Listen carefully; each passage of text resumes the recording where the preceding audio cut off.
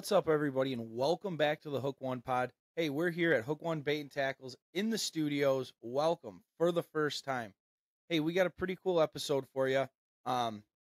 We did a recording with our buddy Chase. We went up to Stannard Rock and had an absolutely epic fishing trip. I think we landed somewhere around 8 lake trout, which you'll hear in the story is not the best for numbers. I did catch a wall hanger, 38 3/4. The fish is epic. We're actually going to link a preview here in the episode, so check that out. But I'm here to do the intro because our power ran out right towards the end of the episode. So every time it seems like we try and record an episode and get it posted on YouTube here for you guys, I run into a couple issues. So as we finished up that episode, the power ran out. We're going to run that episode. Everything downloaded good. So we're going to run that episode right now. Hope you guys enjoy and check out the stories from these lake trout.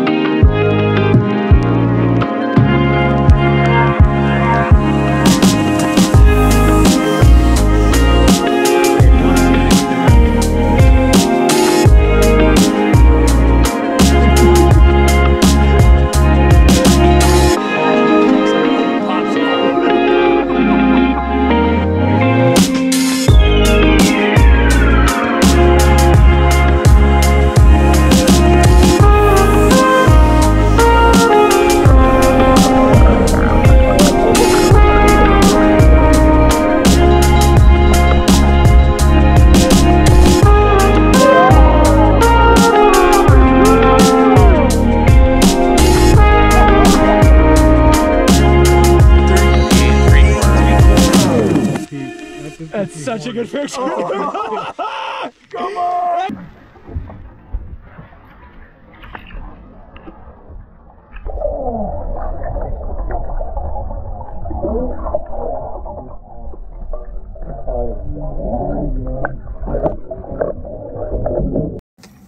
Yeah, dude! Is it big? I don't know. Wake up. Mine. Yours is big, it's long. I saw it. It's over 35. What's up, guys, and welcome back to the Hook One Pod. Hey, we're here at Hook One Bait and Tackle Studios in Marine City. As always, I'm Captain Pete. Today, we've got a guest with us, as you can tell, Chase Palosaari. I said that right? Yeah, close enough. How is it? Come on. Palosaari. A little That's more, close. a little more Finlander-ish. I know. I need a little bit more UP to it. You know, a little more Youper in you. I know. I'm stuck in the troll life. Yeah. But anyway, what's up, guys? You guys got the first look in the studio. We brought a guest in for our first episode on YouTube. Really looking forward to this episode. Chase, tell them where you live, what you kind of like to fish for, and then we'll get into what we're going to talk about. I live in Chassell, Michigan. We're in Houghton County. Most people know it by close to Michigan Tech, so way up in the Keweenaw. I like fishing for everything. I mean, lake trout, salmon, walleye, bass, you name it. I'll fish for it, depending An on the. opportunity. Yeah, we have Yeah. we're surrounded by one of the greatest of the Great Lakes, Lake Superior, so that offers us to do, anything you can think of. Portage Lake here is connected to Lake Superior on both sides, so that's a freshwater connection to anything, and a great food source for all the walleye, big walleye in Portage. Obviously, you got big lake trout in Lake Superior, so, and then, this year has been incredible for salmon as far as those go. They say there's a big Cisco boom this year. So, I mean, we're getting cohos already up towards 5.5 pounds, which is absolutely crazy because usually we don't see them this big or for this long. In fact, usually they kind of fade out after springtime, then they're hard to find, but they are everywhere right now. In fact, for one night a couple weeks ago during our fishing league, we hit nearly 40 salmon in one night in 4 hours. And we had over 50 bites, and we were trying to avoid them, just trying to catch kings at that point, but you could not keep the cohos off your line. It was absolutely insane. What how is the king fishing up there? It looks like I've been just following along on the socials. It looks like you guys have been getting into a few more than you would have thought, or no? Not as far as numbers go, but size for sure. Yeah. Generally a big Lake Superior king is, if you're getting a big king around here, it's 15 pounds. But this year, so far, I've heard of a few 20-pounders, which is absolutely insane. I always said if I catch a 20-pound Lake Superior king, I'm out. So. Are they eating those Cisco's, you think? Oh, yeah, for sure. Yeah. Herring, Cisco, same thing. But, yeah, they just have a source right now. So I imagine the lake trout are taking advantage of that as well. So I'll find that out on Saturday when I head to the rock.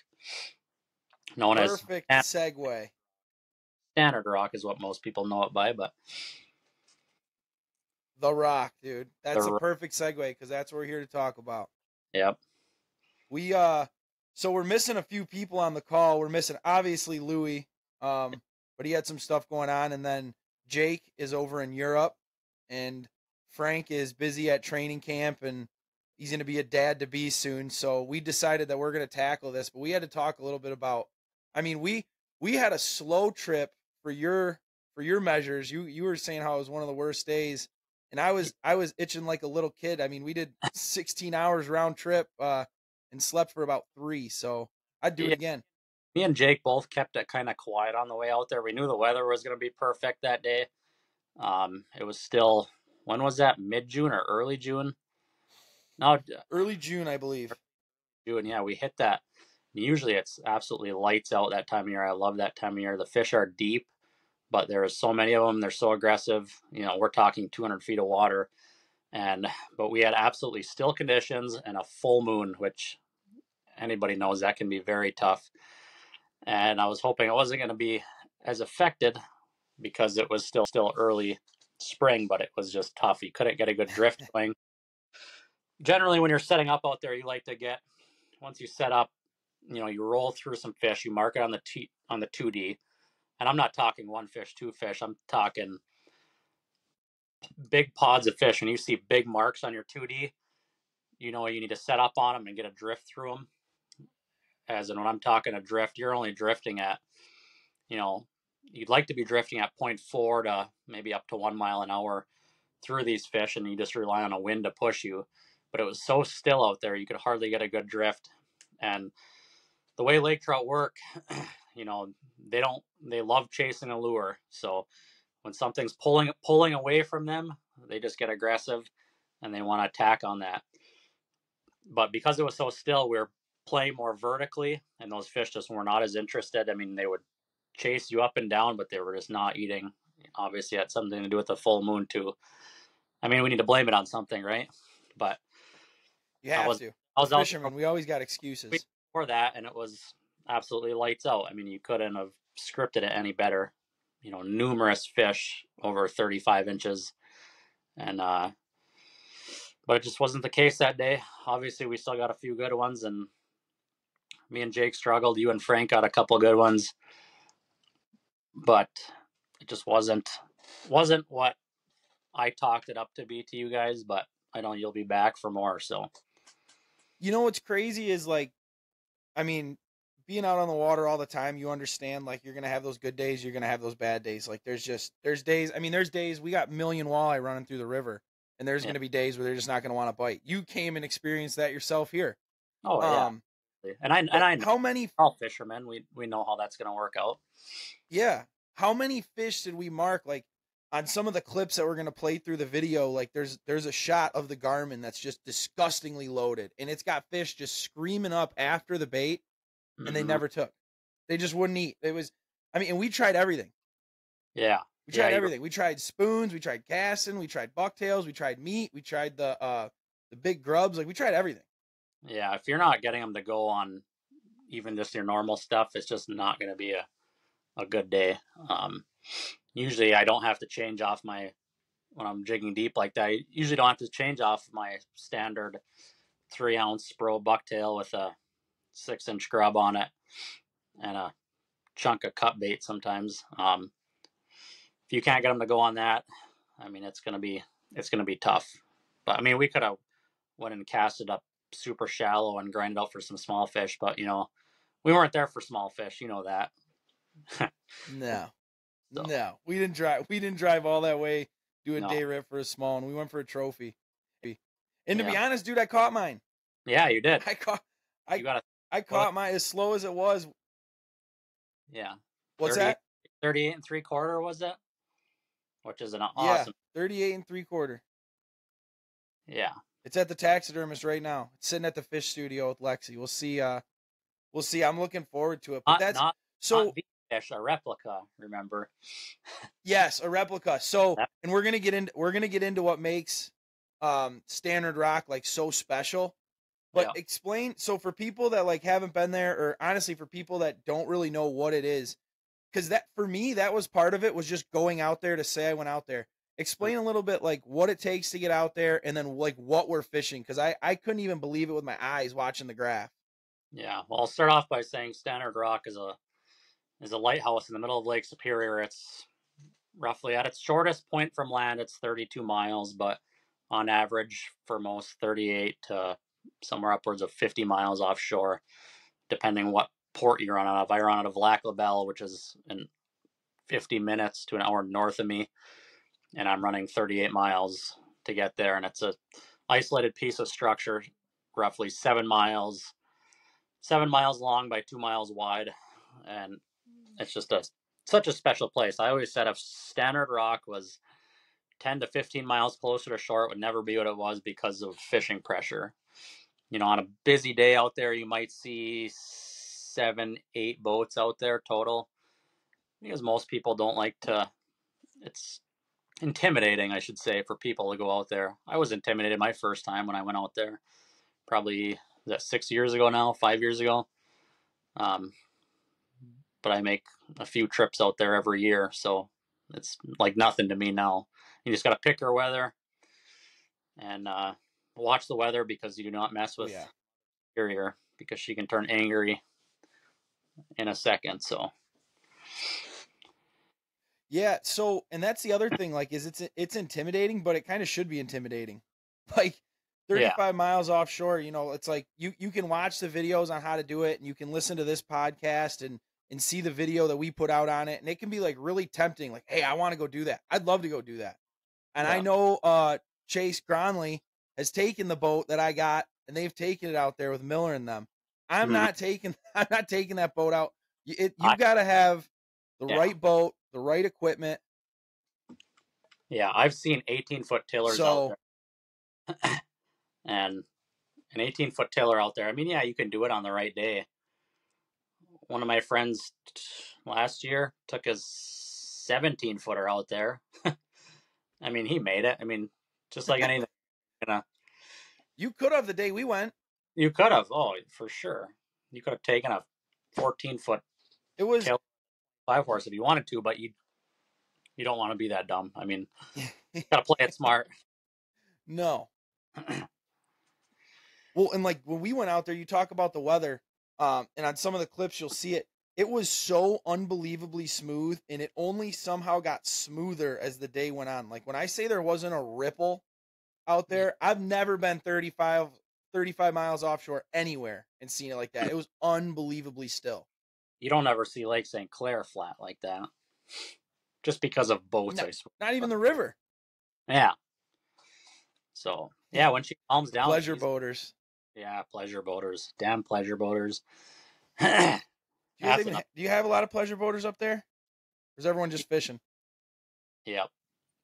Someone told me the other day it's the year of it's not the year of boaters, it's the year of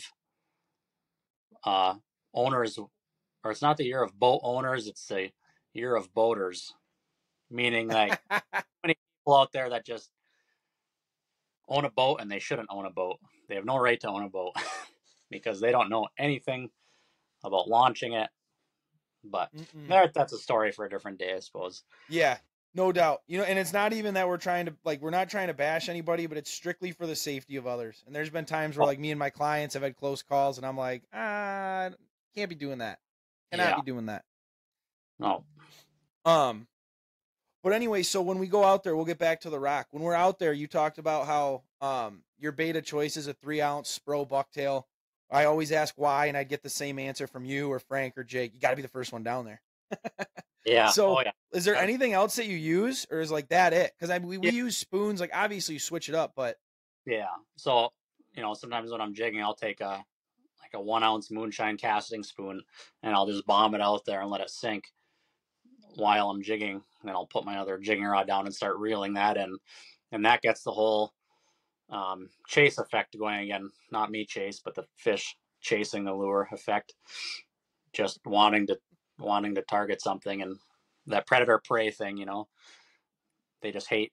Yeah, if it's running, that's away from them, so they have to go on and grab it. So that's a good tactic there. Swim baits, yeah, the Bondi baits are great for casting, but like you said, being the first one down in that deeper water. But that's only, May, June kind of thing is when those fish are really deep like that. And as the summer goes on, they're going to start getting more structure related. They're going to start getting shallower, anywhere from that 90 to or 70, 80, 90 to 150 range, which is a bite out there. The bite changes a lot, from springtime, coming towards August. I still have a lot to learn out there when it comes to August, September bite, when those fish are starting to stage up for spawn. Because one guy told me out there, Travis White, he's an awesome guide. Up in the QAnon, he does guides out there, but he's been fishing the rock for many years, and he said all those fish that he believes that those fish that are born out there live out there their whole life. So that tells you how many years old is a lake trout, would you say? If you saw that recent Lake Superior angling video, they just talked about the age of the lake trout. Dude. Or 40-inch lake trout was somewhere around 30 to 32 years old or something. And that's incredible. And that's not the oldest. I mean, they get older than that for sure. So it's a fish out there we got to protect. You just have to have good sportsmen's, like, I don't know what the word is for it, but you just got to protect the fishery. Just because you can take 5 fish in a day out there doesn't mean you should. My goal out there is to bring 0 fish home. I don't care if I bring a fish home to eat. It's not about that. Catching the fish, experiencing it all, and getting a great picture and making an awesome memory and sending it back so you can catch that fish again. Yeah, I couldn't agree more. Honestly, one of the best video clips that we get every time is when it's swimming back down to the bottom. You get to see a big, healthy fish. Those fish are so healthy. Like that was the one thing. We caught small ones and we caught big ones. They are all very healthy. Oh yeah, and they are absurdly fat, as me and Frank called them last year, aunties, big old aunties. But that water is so clear that when you're fighting that fish, you can start to see it 30, 40 feet down, you can start to see color on that fish. So that water is that clear. It's incredible. Yeah, it is incredible because you can see them coming up, and then the closer they get, the bigger they get. It's like, holy smokes, you know what I mean? And they just keep getting up closer to the surface. They keep getting bigger and bigger, and it's like, man. But what I wanted to talk about was, so it's not. I mean, there's plenty of places out on Superior where you can go catch a bunch of lake trout and jig them up. Correct? Yeah, I mean, Lake Superior is full of lake trout. They're absolutely everywhere. I can go 2 miles offshore out of South Entry here and catch all the 15-inch to 20-inch lake trout I want. But so when I talk about catching a lake trout when I'm salmon fishing here, I'm like, ew, disgusting. I don't want anything to do with that fish. But when you're talking standard rock with the potential of those fish being, 30, 40 pounds, not to mention the state record was caught out there at 61 pounds or something absurd like that. It's just, God. yeah, those lake trout are special. And there's other places. And that's why there are places like it in Superior too. I mean, you got Isle Royal. Yeah. That's a great. Those fish, they say, are generally longer and skinnier, not as fat as standard rock for some reason. I don't know any of the science behind it, but definitely big fish. Yeah, it's but that totally goes back to what I was saying is like if you're gonna go out and you're gonna catch your dinner, you want to catch lake trout for the smoker, you know, try and get them anywhere else. Because yeah, sure. Yeah, the rock's not a place to go catch and keep. It's too special. Yeah. So you want to keep that fishery going for generations to come. And I want to take my future kids someday, or for any young kid that wants to experience it, I want them to see that, I want them to go out there with their family and, if you pick the right guide trip to go on, I mean, you'll experience it. It's not about, I go out there and I'm on a strictly jigging pattern. I do not troll out there whatsoever. I have no interest in trolling.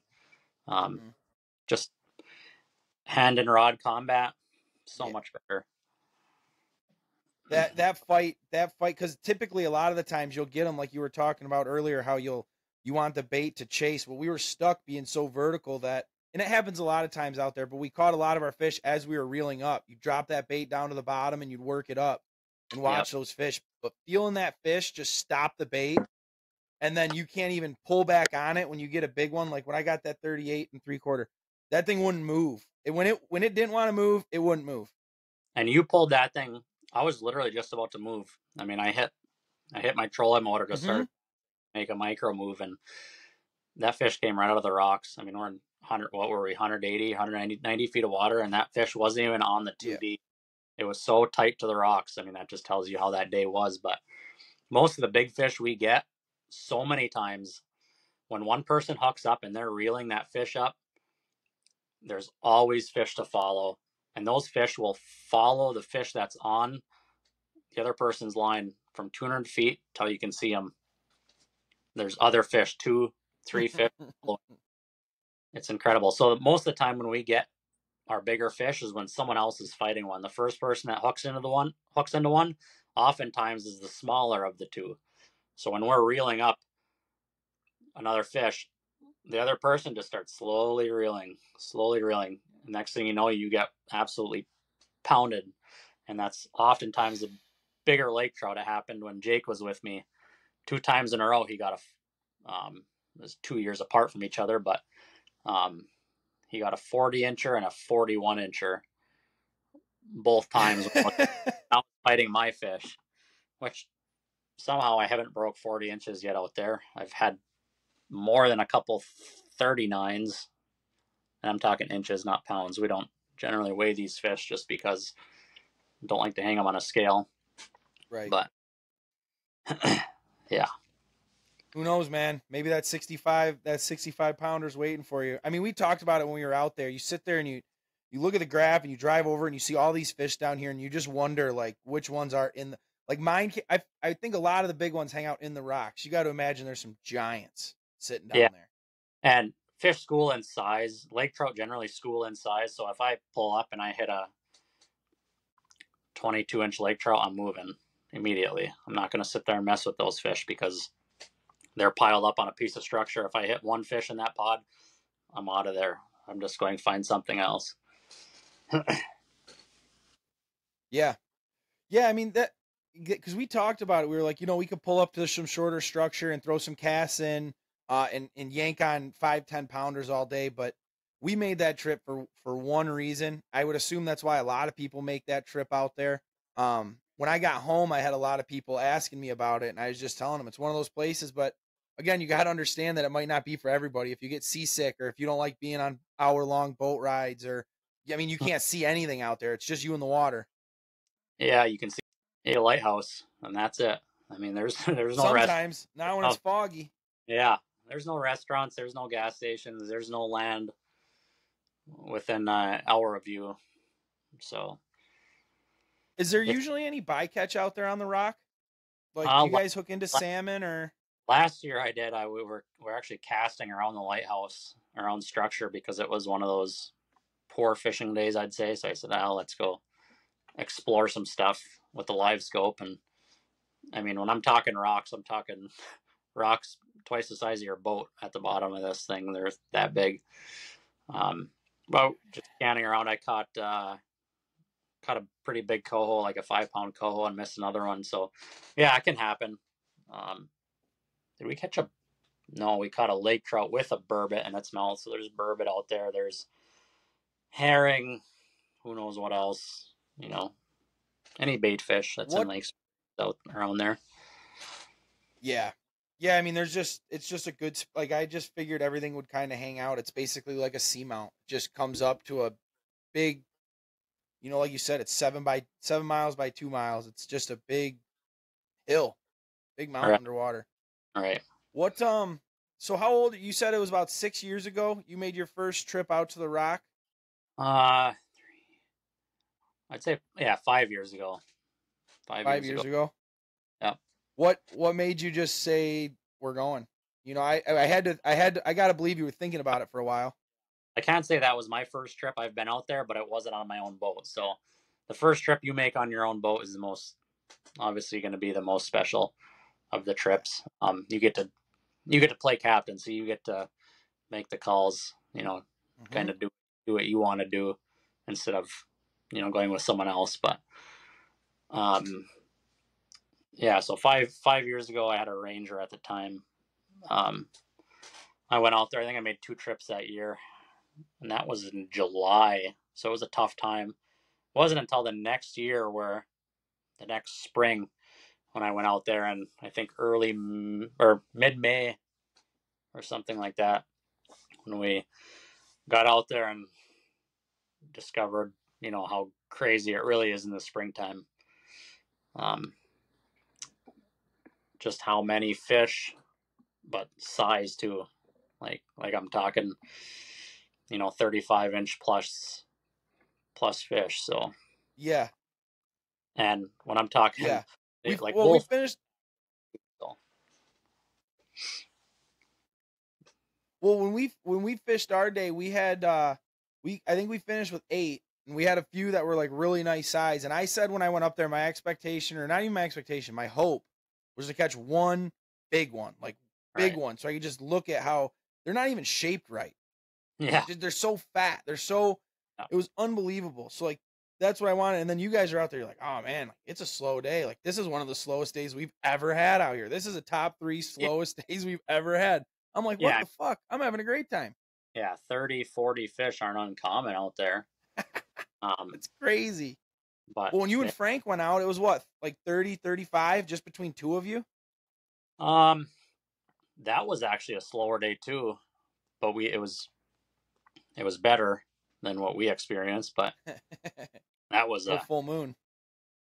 Yeah, I don't think it was a full moon, but that was a little bit later June, so that was the time where it starts to get a little bit tougher. But if I can get you guys up here in end of May, early June next year on a not full moon, like I said, you'll really experience it for what it really is. And I'll it's be just there, guaranteed. you can't say, hey, we're going to go out there 2 weeks from now. No, you can't say that because you don't know what the weather's going to be like. It's a 2 day in advance kind of at best. Yeah, that's how it worked. Frank texted me, I think it was on Friday. He's like, hey, you want to go to the Rock on Sunday? And I did everything I could. I was like, man, I got to get up there. So I put people in the bait shop. Luckily, I had the day off the charter. So I put people in the bait shop, and I was like, I'm going. I'm trying to get up there. I want to go this fall, but I know the weather in the fall is even more unpredictable than in the spring. But if I could get up there in like September, I think that would be awesome. Yeah, late August, early September is probably when it's going to be good. But like I said, I have to learn that bite a little better. But that's kind of one of the reasons for this trip too, that I'm going on this coming Saturday, just to try figure out more stuff and see what has changed since I was out there last. Since I've been out there since we went over a month ago.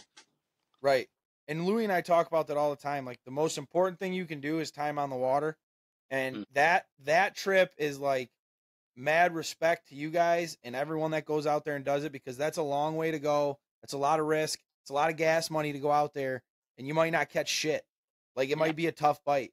And but you're not gonna, if you don't go out there, how are you ever gonna know? Yeah, it's longer for you guys, you road warriors, as Frank calls it. Road dogs. When you drive, 8-9 hours straight, sleep for 5 hours, wake up, fish all day, and then drive straight home, because if Frank misses practice the next day, he's getting a massive fine that he doesn't want to get. Yeah, I don't want to be on the Twitter for costing this guy money. But when it's like that, and because like you said, it's not like I can plan it. I can't take a weekend off of work and book a hotel and go. Like, we literally drove straight to this hotel, and we walked in, and I was like, should I book a room? And he's like, you just walk in. He's obviously had some experience on the road. But when it's got to be that way, it's got to be that way. And yeah, we would have liked to stay for another day, or at least stay the night and relax. But when the opportunity's there, like, that's how special this place is. Mm-hmm. Yeah, you have to take your shots when they're given. I mean, I myself only get out there. I mean, I call myself a weekend warrior. I'm working all week, so you don't just make an evening trip out there to go fishing. I mean, it's an all day. Hiring? Am I still hiring? Still hiring? Let's sure. If anyone's watching this from the UP, from near Chassel, can we please get this guy some help? I'm not hiring anymore. I found my guys for good. Hey, there we go. Yeah, they're still hot. Never mind. Yeah, never mind. Scratch that. Forget it. We're not hiring. Yeah, we're not hiring. But yeah, I mean, my opportunities are Saturdays and Sundays. Sometimes on a Friday when I say, see you work, I got fish to catch. So yeah, it's for that opportunity. Yeah, yeah, you got to pick your weather. If you haven't, like I said, it's all weather related. You're not getting out there if it's 3-4 foot waves. You just don't want to do it. What I'm looking at my little bullet points here, and I'm interested in this. Do you have any like personal goals or like sight set? Like, obviously you want to hit over 40, but like, you've caught a lot of fish out there. You've explored that reef a lot. You've got a long way to go, like you said, and you never finish learning. That's the best part about this game. But like, are there some personal goals you set for yourself as far as like how many trips you want to get out there, or a certain size fish you want to get, or anything like that? Certain size fish over 40. I mean, I know 40 is possible every year. 40-inch fish are, but I mean, if you can really break that 45-inch mark, and you're talking, yeah, I mean, it'll take my lifetime to accomplish, and I might only do it once, but pushing 50-pound fish, they're out there. Hey, you've got big fish energy, man. You got that king out of Port Washington? You caught that thing? Yeah, Port Washington 2020. I think that was. How big was it? Tell us the weight. That was 46 inches and 37.5 pounds. Unbelievable. So that's big fish energy. You got whatever underwear or whatever you were wearing that day. You're not superstitious, just a little stitious. Yeah. You got to make sure you're wearing it, dude. Yeah. And don't let Jake grab a rod, because that dude, you talk about big fish energy. He grabs a rod, and like you said, how many times have you been out there and he's got 2 over 40? It's like, Yeah, that's not even fair. I'm the captain of the boat. Isn't it me? I'm supposed to grab it? no, No, when no, that's you're jigging, it's all you on your own. I mean, I'm only driving the boat essentially, but I guess I gotta land the boat in the right spot too.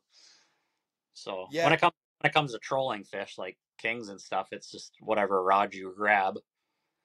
I mean, but There's some truth to that though. It is whatever rod you grab, but if you have someone that doesn't really know what they're doing, or if you've got a beginner that grabs the pole, like, you know, there is some, you gotta be the one, it's gotta be lucky enough to be your turn, but you gotta be able to handle that fish and fight that fish. Yeah, that king, I was lucky enough to just be sitting. I was sitting right next to it, so it went off. I grabbed it. It wasn't even on. It was on the port side of the boat. That's not even my normal side. I think Jake was actually driving at the time. My timing thing, you know. But Tough. oh well. Tough for Jake. Get a big fish every now and then. Yeah. Well, otherwise, what the hell? Otherwise, he's gonna be driving. Mm-hmm. I tell my wife that all the time when she outfishes me or she catches a bigger fish. I'm like, you run the trolling motor. Yeah. That won't change anything. But that's the biggest fish that you guys will probably pull out of your boat. It always happens on my trips too. It's always the person that's like never caught one before. You know, you'll take someone out there that doesn't even really fish. Yeah. They'll catch something they have no idea what it's even worth. Yeah, exactly. Just like the state record king that was caught 2 years ago in Lower Michigan. That kid, was his first day fishing ever, and he reels in a 40. How big was it? 40. 40. I honestly have no idea. 47. It was like mid 40s. Yeah, mid to upper 40s. Yeah. Yeah, because the Wisconsin side, I think state record is 44 pounds.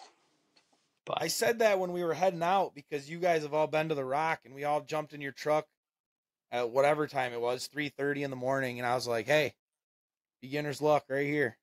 Yeah. Right here. I made it come true, dude. That you got to believe in it. And I didn't care if I didn't even touch a rod that day. When I knew how tough the fishing was, I was so hyped to see you and Frank hook up, especially in the last 2 minutes we were there of the day when you guys doubled up. Last double. That was insane. I needed that. I needed that more than anything. It's tough, dude, isn't it? It sucks. It's sure. And we know that like fishing can suck and like stuff can happen, but like it was funny because you were telling me out there, you're like, man, I'd really like a bite. And I'm like, dude, I feel like this on my charters, except this guy's about to hand me $400, $500 after this. So like, we better catch some fish. Yeah. But yeah, imagine the pressure you feel to get people on fish every day. You know, the other day, my nephew, who's 9 years old, and my 2 nieces and my brother-in-law, who they absolutely know nothing about downriggers or dipsy divers or planer boards. I took them out fishing the other day just to catch some small lake trout, and I was trying to steer the boat and man the rods, and there was boat traffic all over. And I said, "Trolling's a tough game." This confirms I will never be a fishing guide in my life because of that. Unless I had a good second mate, which I guess I should say Jake is an awesome second mate to have in my boat, or I should say first mate. Right.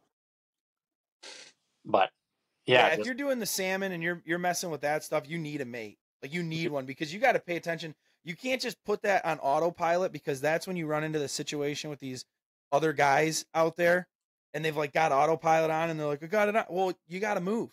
Like, there's so, like, when it's busy out there and there's so many people, you can't just set it and hope that it's good. So you got to pay attention to that. You got to man the rods. You got to, you got kids. So you got to make sure that they're not playing with all the spoons that are dangling next to the boat. So yeah, even you jigging the river, it's like you can hand them the rod, but if they can't feel bottom correctly or know when to pick it up, I mean, they're snagged or they're 100 feet upriver dragging on bottom and they don't even know it.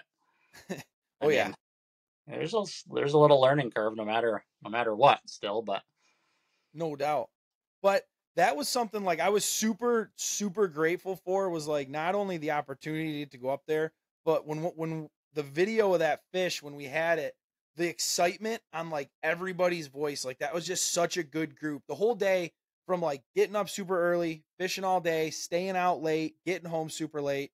Like it was such a sick day because it was like a really good group of guys. That was a good like group to go out fishing with, but you heard the joy and excitement in yours and Jake's voice. Like even like you said, you weren't catching fish. It definitely wasn't even close to your best day out there. But it's like I'm getting to see these guys do something that they do not get the opportunity to do. Yeah. That is the feeling that you want to have. Yeah. Yeah, and it felt successful at the end once you guys hooked those couple more fish. Because yeah, I was pretty down on myself for a while there, but like you said, well, you the thing was, can't control it. No, you can't. I mean, it just you couldn't. We were marking globs, guys. When I tell you that we were marking globs on the Garmin, like the whole Garmin was full of marks, and we'd watch our jig just go down into all the marks, and we could not get bit. We would hit a spot for 30, 35, 40 minutes. We'd drift on those fish and couldn't get bit. Like they're just whatever it was, whether it was the super slick or the full moon or the combination of both, right? Yeah. Not a cloud in the sky. So usually like when these fish are aggressive, you're dropping your jig down and your jig's still like 60 to 80 feet off bottom and it's dropping down. On your 2D, you just see these fish just coming up to it ready to crush it. And you stop it and you're still 60, 70 feet off bottom. You close your bail and start reeling and it just hits hard. And you set the hook and they take it back down to bottom. And then you play with them for, 10 minutes and you finally get to start gaining on them. I mean, that's the one thing. The whole fight isn't entertaining like a lot of the times like a king salmon or something is, but the beginning of that fight, you versus the lake trout, usually you're vertical right above them, and you're literally, it's whoever can break each other's will. Because if he can get you down in the rocks and keep you down in the rocks, he's got a chance to break you off. You got to get that fish off the bottom, and it's just who wants it. Mm-hmm. Yeah, it's just little hand-to-hand combat out there. I'm getting myself hyped up for Saturday now, just talking about it. I'm starting to shake a little. I know, I'm getting hyped up. I'm getting hyped up for the pictures, I hope, on Saturday. I know. I'm going to have to go out. Louis been catching them out on Lake Huron. I might have to jump in his boat and steal his waypoints and go out there. I mean, vertical, I feel like the lake trout, we talked about this a little bit on the boat. The lake trout gets a lot of disrespect. No, they do. Everybody complains that, they're all greasers. I don't want to catch this. I don't want to catch that. It's like they fight hard. They're everywhere. They're not greasy fish anymore. A majority of them. Don't troll them, and they're one of the most aggressive fish ever. I mean, they are the apex predator of lakes. Yeah, hands down. I mean, you got these. I shouldn't say it. These salmon fishermen, because I call myself a salmon fisherman too. I love fishing for salmon, but like when I go down to Lake Michigan, I don't want to catch a lake trout. I'm looking for kings, but it's just where you put yourself in that situation and what you're targeting. If you're hitting your target species time and time again, big. I don't care if it's perch fishing. You love it. So, 100%. It's keeping it fresh. I love walleye fishing. I love jigging for walleyes. I cannot do it all the time. No. But it's like the lake trout, like that just fascinates me because seeing how aggressive they are and seeing where they're fished. Like, no, I don't necessarily want to go out and troll lead core for them every day. That's not what I'm saying. But if you can go out there and target these fish and get them with a jig rod and like light tackle and get them with a jig rod or get them with swim baits and bucktails and stuff like that in the fall when they come up super shallow, like, dude, count me in. There's not a lot of freshwater fish that fight like that. If you're asking me. Yeah. Yeah, like I can't get myself to troll walleye. I haven't done it in 2 years now. I'm rod in hand combat and sharp shooting them on the live scope. There's nothing better than throwing a shiver minnow at them and aggressively popping it, and they just come down and crush it. But like I was trying to throw a jig and a worm at these things the other day, and they wouldn't eat it.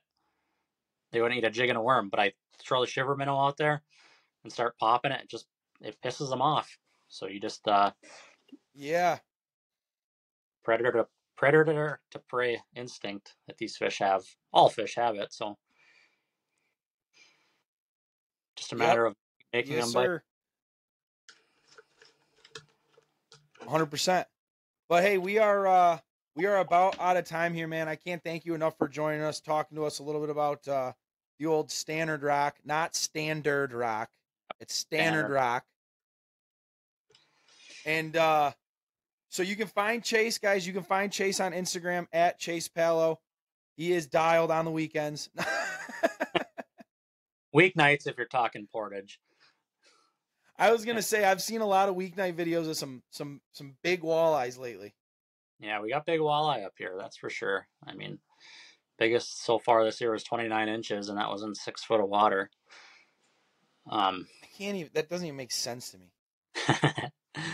Yeah, our fishery is. You've been up here, you know how it is. Yeah, I've been down there. You guys are down there. Well, if you go far enough up, you'll eventually get here. The UP is God's country. Everybody knows that. It's unbelievable, and I have not spent enough time there. No, there is so much. That's why, I said it years ago. I said I live in a small town of Chassell, and I went to school in Chassell. I graduated from Chassell. I work. My business is in Chassell.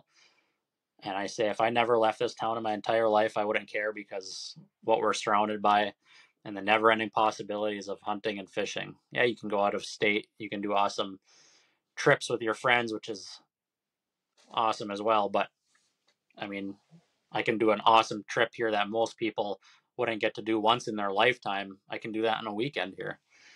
Yeah. Yeah, no doubt, man. No doubt. You definitely, there's so many opportunities up there.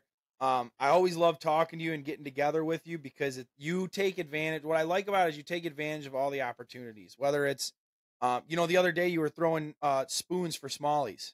You know what I mean? It's like there's just so many special fisheries up there. Yeah, that wasn't intentional, but once I ran into them. You just run into smallies like that. That's a fine problem to have. You change what you're fishing for pretty quick, but you got to be geared up for it.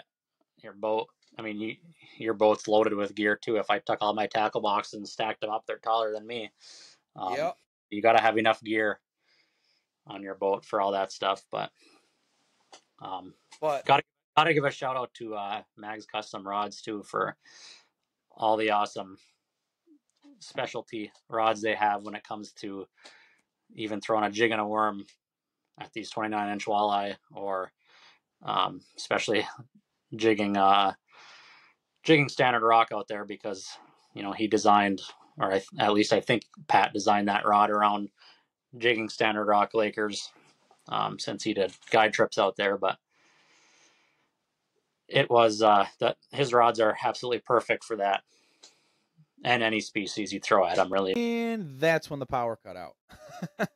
So unfortunately, we made it all the way to the end.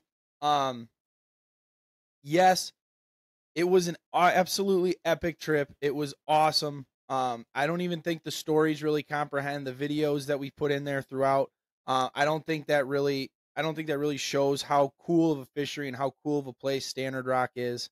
You can't thank you enough, Chase, for coming on, man. I wish I could have let you say goodbye to the audience before they cut the power here at the shop. But hey, Chase, thank you again for joining. For anyone that wants to follow Chase along and see kind of what he's got going on in the UP, and the fish he's catching and what he's targeting, because he does work during the week, but the guy's always fishing during the weekends. He's super dialed. You can check him out on Instagram at Chase Palo. Hopefully I said that right, and he's not there to correct me. Again, shout out to Mag's Customs Rods. We had a boat full of Mag's Customs out on the boat, out there on Stannard Rock. A lot of his 710 medium heavies, perfect for jigging those big lake trout and those big salmon. So thanks, Pat, for making such a good rod, man. Thank you, Chase, for joining the podcast. And guys, thank you, all of you, for joining the first episode here on YouTube. First of many to come. Hopefully you enjoyed it. Hopefully you enjoyed seeing our ugly mug. Next episode, Louis is going to be back.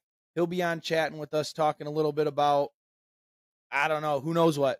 Whatever you want to hear in the next podcast, if there's anything you want to hear, drop them below in the comments. Shoot us a message, a text.